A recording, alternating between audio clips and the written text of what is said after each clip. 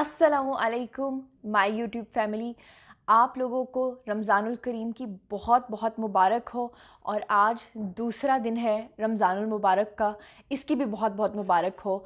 और मैंने ये सोचा कि मेरी जो यूट्यूब फैमिली है इनके लिए मैं कैसा कंटेंट लेकर आऊँ ड्यूरिंग रमज़ान। तो मैंने ये डिसाइड किया है कि मैं आप लोगों के लिए जहाँ बहुत सारी ख़बरें लेकर आऊँगी, वहीं पर मैं आप लोगों के लिए रमज़ान के पूरे 30 दिन के लिए कोई ना कोई अच्छी और सबक आमोज़ कहानी लेकर आऊँगी। ऐसी कहानी जो आपकी ज़िंदगी पर दूर असरात मुरतब करे। ऐसी कहानी जिसको सुनने के बाद आपको ये लगे कि आपका टाइम वेस्ट नहीं हुआ, बल्कि आपने उस कहानी से बहुत कुछ सीखा है।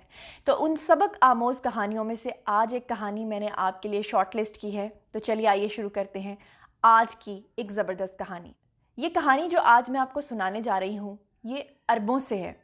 कहते हैं कि किसी मुल्क में एक आदमी रहता था जिसके 3 बच्चे थे और तीनों बच्चों के नाम थे अब्दुल्ला। अब ऐसा वक्त आया कि वो शख्स जिसके वो तीनों बच्चे थे वो करीबुल मौत, करीबुल मर्ग हो गया। और जब वो मरने लगा तो उसे इतना वक्त ही नहीं मिला कि वो पूरी तरह से वसीयत कर पाए अपने बच्चों के लिए। लिहाजा मरते वक्त उसके मुंह से सिर्फ एक जुमला निकला, और वो ये था कि अब्दुल्ला को विरासत मिलेगी, अब्दुल्ला को विरासत नहीं मिलेगी, और अब्दुल्ला को विरासत मिलेगी। अब उस शख्स के मरने के बाद उस इलाके के तमाम लोग इंतहाई परेशान थे।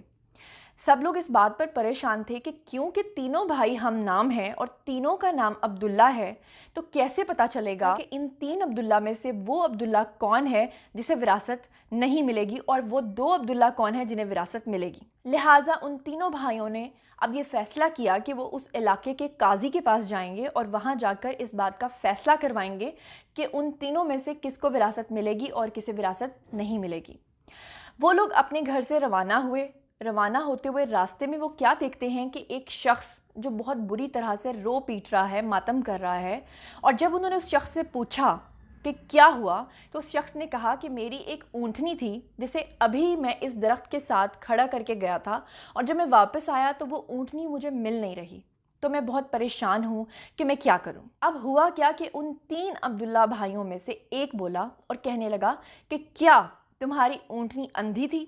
तो वो शख्स बोला, हाँ मेरी ऊँटनी अंधी थी। दूसरा बोला, क्या तुम्हारी ऊँटनी लंगड़ी थी? तो उसने कहा, हाँ मेरी ऊँटनी लंगड़ी भी थी।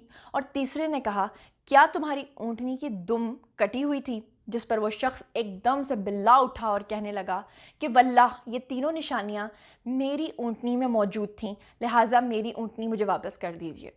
इस पर वो तीनों भाई कहने लगे कि हम खुदा की कसम खा के कहते हैं कि हमने तुम्हारी ऊँटनी को देखा तक नहीं। जिस पे वो शख्स कहने लगा कि अगर आपने मेरी ऊँटनी को देखा तक नहीं तो ये कैसे हो सकता है कि आपको मेरी ऊँटनी की तीनों निशानियां पता हों। लिहाजा मैं आप लोगों को काजी के पास लेकर जाऊंगा और काजी ही अब इस बात का फैसला करेगा, क्योंकि मुझे शक है कि मेरी ऊँटनी आप लोगों ने चुराई है। अब वो 3 भाई तो पहले से ही अपने विरासत के मसले को लेकर जा रहे थे काजी के पास।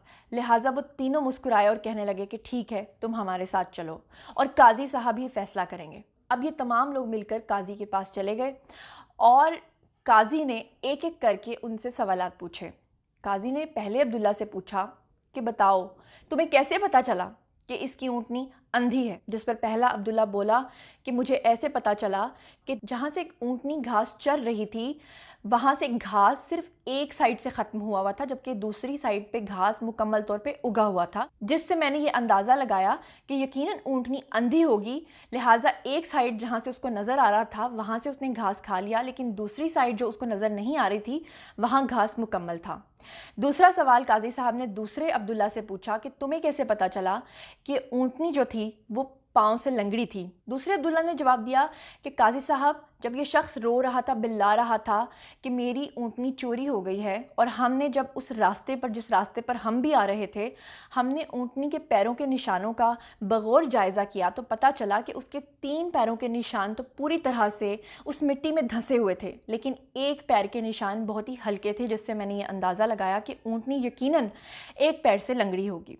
तीसरे भाई से पूछा, अब्दुल्ला तुम बताओ कि तुम्हें कैसे पता चला कि उस ऊँटनी की दुम कटी हुई थी? जिस पर उस अब्दुल्ला ने ये जवाब दिया कि काजी साहब, ऊँटनी की एक आदत होती है کہ جب وہ راستے پر چلتی ہے اور گوبر کرتی ہے تو اپنی دم سے اس گوبر کو پھیلاتی آتی ہے، جبکہ ہم جس راستے پر چل رہے تھے اس پر گوبر صرف ایک ہی لائن میں لگا ہوا تھا، جس سے ہم نے یہ اندازہ لگایا کہ یقیناً اس اونٹنی کی دم نہیں ہوگی یا کٹی ہوگی۔ لہٰذا جب میں نے اس شخص سے دریافت کیا تو یہ فوراً مان گیا کہ ہاں میری اونٹنی کی دم کٹی ہوئی ہے۔ اس پر قاضی صاحب نے وہ فیصلہ ان تینوں عبداللہوں کے حق میں کرتے ہوئے اس شخص سے کہا، انہوں نے تمہاری اونٹنی نہیں چرائی، مگر ان تینوں بھائیوں سے یہ کہا کہ تم لوگوں کا جو فیصلہ ہے وہ میں کل سناؤں گا۔ قاضی صاحب نے وہ فیصلہ ان تینوں عبداللہوں کے حق میں کرتے ہوئے ان تینوں عبداللہوں کو دعوت دی کہ آج کی رات آپ لوگ ہمارے پاس رکیں، آپ ہمارے مہمان ہیں، اور اس کے بعد ہم اگلے دن آپ کا فیصلہ کریں گے۔ اب وہ تینوں عبداللہ بھائی جب قاضی صاحب کے مہمان بن گئے اور مہمان خانے میں گئے تو ان کو یہ شک گزرا کہ کوئی ہے جو ان پر نظر رکھ رہا ہے، جو ان کو مسلسل تاڑ رہا ہے۔ اب اسی اثنا میں کیا ہوا کہ رات ہو گئی، اور رات کا جو کھانا تھا وہ قاضی صاحب نے جب ان تینوں عبداللہوں کے سامنے لگایا تو ان میں سے ایک عبداللہ بولا اور کہنے لگا، واللہ یہ گوشت کسی حرام جانور کا ہے۔ دوسرے عبداللہ نے جیسے ہی روٹی اپنے ہاتھ میں پکڑی تو کہنے لگا کہ خدا کی قسم یہ روٹی کسی ایسی عورت نے بنائی ہے جو بہت سخت بیمار ہے اور اپنے پورے دنوں سے ہے۔ اس کے بعد تیسرا عبداللہ بولا اور کہنے لگا کہ اب ہم اس قاضی سے اپنا فیصلہ نہیں کروائیں گے کیونکہ یہ قاضی جو ہے یہ اپنے ماں باپ کی اولاد نہیں ہے۔ اس پر اس باورچی نے جا کر جب یہ سارا ماجرا قاضی کو بتایا تو قاضی بہت حیران و پریشان ہوا، تینوں عبداللہوں کو طلب کر لیا۔ اب تینوں کو اپنے سامنے کھڑا کر کے قاضی نے پوچھا کہ بتاؤ کہ آپ لوگوں میں سے کس نے کہا تھا کہ یہ گوشت جو ہے یہ حرام جانور کا گوشت ہے؟ تو پہلا عبداللہ بولا اور کہنے لگا کہ جی میں نے کہا تھا، جس پہ قاضی نے کہا میں تمہارے سامنے اس بات کی تصدیق کروں گا۔ اب قاضی نے اپنے باورچی کو بلایا اور اسے کہا کہ میں تمہاری گردن تن سے جدا کر دوں گا، مجھے سچ بتاؤ کہ کیا یہ واقعی حرام جانور کا گوشت ہے؟ جس پر اس باورچی نے کہا کہ قاضی صاحب مجھے معاف کر دیجئے، مجھے ایک شرارت سوجی تھی، یہ تینوں بھائی مجھے اچھے نہیں لگ رہے تھے اور ویسے بھی گھر میں کچھ پکانے کے لیے نہیں تھا، اور جب آپ نے کہا کہ اچانک ان کی دعوت کرنی ہے اور مجھے لگا کہ بہت دور جانا پڑے گا کچھ کھانے کے لیے لانے کے لیے، تو میں نے ایک حرام جانور کا گوشت جو ہے وہ پکا کر ان کے آگے رکھ دیا، لیکن مجھے نہیں پتا کہ ان کو کیسے پتا چلا کہ یہ حرام جانور کا گوشت ہے۔ اس پہ قاضی نے اس عبداللہ سے پوچھا کہ تمہیں کیسے پتا چلا؟ جس پر اس عبداللہ نے یہ جواب دیا کہ قاضی صاحب گائے اور بکری کا گوشت جب ہم کھاتے ہیں تو اس میں گوشت کا پورشن جو ہوتا ہے وہ زیادہ ہوتا ہے اور اس کے اوپر اور نیچے چربی لگی ہوتی ہے، جبکہ یہ گوشت جو آپ کے باورچی نے ہمیں دیا تھا اس کے اوپر صرف چربی ہی چربی تھی، لہٰذا مجھے پتا چل گیا کہ یہ کسی حرام جانور کا گوشت ہے۔ اب دوسرے عبداللہ سے قاضی نے پوچھا کہ تمہیں کیسے پتا چلا کہ یہ روٹیاں بنانے والی عورت جو ہے یہ پورے دن مکمل کر چکی ہے؟ اس پر اس نے کہا کہ قاضی صاحب مجھے ایسے پتا چلا کہ یہ روٹی ایک سائڈ سے پکی ہوئی اور دوسری سائڈ سے کچی تھی، لہٰذا مجھے پتا چلا کہ یہ کسی ایسی عورت نے بنائی ہے جو شدید تکلیف میں مبتلا ہے۔ اس نے ایک طرف کی روٹی تو پکا لی ہے لیکن دوسری طرف کی روٹی اس سے نہیں پکی۔ اب قاضی نے پہلے عبداللہ کو کہا جس نے یہ کہا تھا کہ یہ حرام جانور کا گوشت ہے اور اس کی وجہ بتائی تھی، تو قاضی نے کہا کہ تمہیں تمہاری وراثت میں سے حصہ ملے گا، تم وہ عبداللہ ہو جس کے بارے میں تمہارے باپ نے کہا تھا کہ عبداللہ کو حصہ ملے گا، عبداللہ کو حصہ نہیں ملے گا اور عبداللہ کو وراثت میں حصہ ملے گا، تو تم وہ پہلے والے عبداللہ ہو جسے وراثت میں حصہ ملے گا۔ دوسرے والے عبداللہ کو جس نے کہا تھا کہ یہ ایسی عورت نے پکائی ہے جو اپنے پورے دنوں سے ہے، اسے کہا کہ تم وہ عبداللہ ہو جسے وراثت میں حصہ ملے گا۔ اور اب تیسرے والے عبداللہ سے پوچھا کہ تم نے مجھے کیوں ایسا کہا کہ میں اپنے ماں باپ کی اولاد نہیں ہوں؟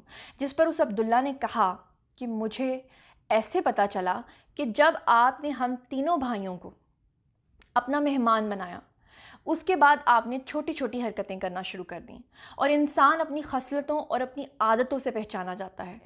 آپ نے ہمارے اوپر ایک نگران مقرر کر دیا اور ہمیں حرام گوشت کھلوایا اور ایک ایسی عورت سے روٹیاں پکوائیں جو کہ انتہائی بیمار اور تکلیف میں تھی، لہٰذا مجھے یہ کہنے میں کوئی عار نہیں کہ آپ اپنے ماں باپ کی اولاد نہیں ہیں، کیونکہ اگر آپ اپنے ماں باپ کی جائز اولاد ہوتے تو شاید آپ اتنی چھوٹی اور گھٹیا حرکات کا بھی نہ کرتے۔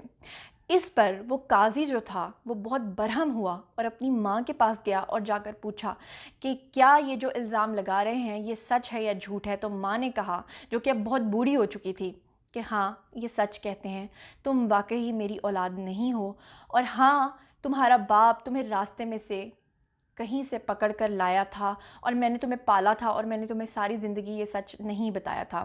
اس پر وہ قاضی جو تھا وہ بہت برہم بھی تھا، پریشان بھی تھا، اور ساتھ ہی ساتھ اس نے جا کر اس عبداللہ سے کہا کہ تم وہ عبداللہ ہو جسے وراثت میں حصہ نہیں ملے گا۔ جس پر وہ عبداللہ ایک دم گھور کے قاضی کو دیکھنے لگا کہ شاید میں نے اس کے بارے میں ایسے الفاظ بولے ہیں اس لیے قاضی نے یہ فیصلہ کیا ہے۔ تو اس نے قاضی سے وجہ پوچھی کہ تمہیں کیسے پتہ چلا کہ میرے باپ نے جو کہا تھا کہ عبداللہ کو حصہ ملے گا، عبداللہ کو حصہ نہیں ملے گا اور عبداللہ کو حصہ ملے گا، تو اس میں وہ والا عبداللہ ہوں جسے حصہ نہیں ملے گا؟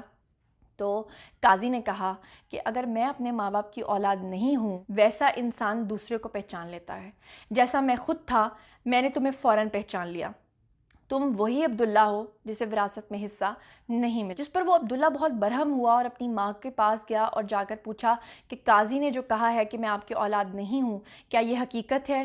جس پر اس کی ماں نے کہا کہ ہاں یہ بالکل حقیقت ہے کہ تم اپنے باپ کی اولاد نہیں ہو، اور مجھ میں یہ حوصلہ نہیں تھا کہ میں تم لوگوں کے بیچ میں پھوٹ ڈالنے کی خاطر یہ بات بتاتی، لیکن آج کیونکہ آپ لوگوں کو پتہ چل گیا ہے تو میں جھوٹ نہیں بولوں گی کہ تم وہی عبداللہ ہو جس کے بارے میں تمہارا باپ یہ کہہ کر گیا تھا کہ عبداللہ کو حصہ نہیں ملے گا۔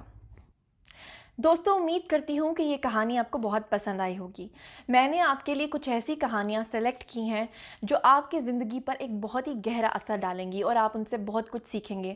عربوں کی حکایات میں سے اور عربوں کی کہانیوں میں سے آج کی یہ کہانی امید کرتی ہوں کہ آپ کو بہت پسند آئی ہوگی۔ اگر آئی ہے تو میرے چینل کو سبسکرائب کر لیجئے، بیل آئیکن کو پریس کرنا مت بھولیے گا۔ اپنا بہت خیال رکھیے گا۔ اللہ نگہبان۔